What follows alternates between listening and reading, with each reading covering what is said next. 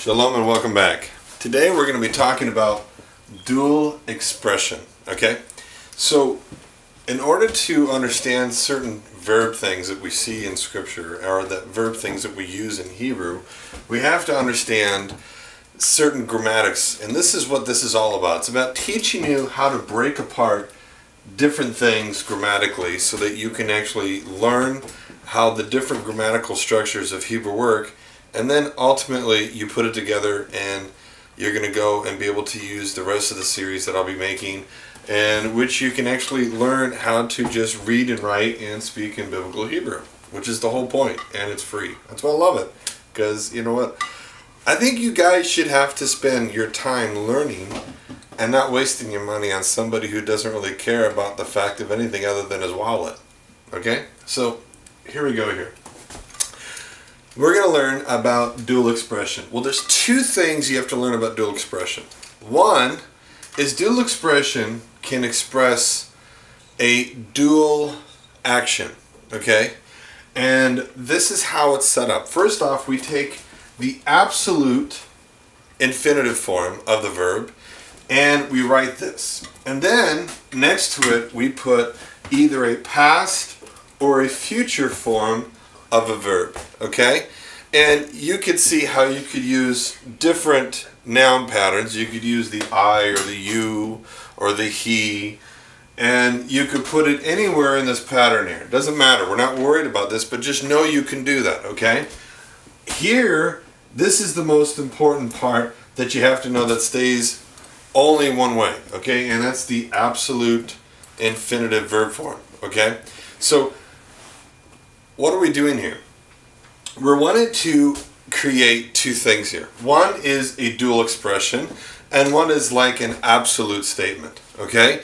The dual expression here is, for example, shamor, shamarti. Literally, we would translate it, guarding, I guarded, all right? And when you're talking about this as a dual expression, it's like basically saying there's two things that happened. Guarding, I guarded, which means I guarded this once and I also guarded this again. And this is what it's expressing, a dual expression, okay? For example, have you ever seen in the Torah it says, mot, yamot, dying, he will die? It's literally expressing he will die once and he will also die again. That's the expression it's giving you. Now, when we want to understand this as an absolute statement, okay, this is an absolute statement what we learn in Hebrew. And this is, for example, if I said shamor, shamarti, guarding, I guarded, it's saying you're expressing the absoluteness of what was happening. Absolutely guarded. Shamor, shamarti. Okay? And this is why you'll see it translated, I surely guarded. Okay? And that's why you would find it in your translations of what it means. But this is where it's coming from. It's expressing the absolute infinitive form, guarding, and then we have the past or the future form. So if I want to say something in the future, we would say shamor, shmor. So guarding, I will guard. So I will surely guard. So if let's say the Torah said shamor, shmor, this would mean that God would be telling us, for example, guarding, I will surely guard you, or guarding, I guarded you, means I will guard you once and I will guard you again, okay? And that's the expression that it's giving. So we have to understand, what form does it mean? Does it mean the dual expression, or does it mean the absolute, okay? I surely will guard, okay? And this is how this is used. So all we have to do is just remember, the absolute infinitive form here, and then over here, either my past or my future. And there you have it. You have this one simple exercise that you can go through.